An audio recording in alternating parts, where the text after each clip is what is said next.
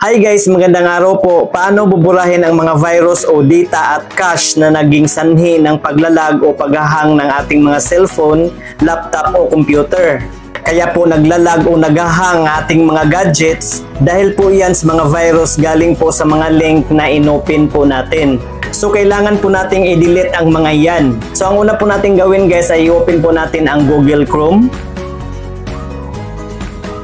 Then i-click po natin itong may tatlong dot dito sa taas sa gilid. Then i-click po natin itong settings.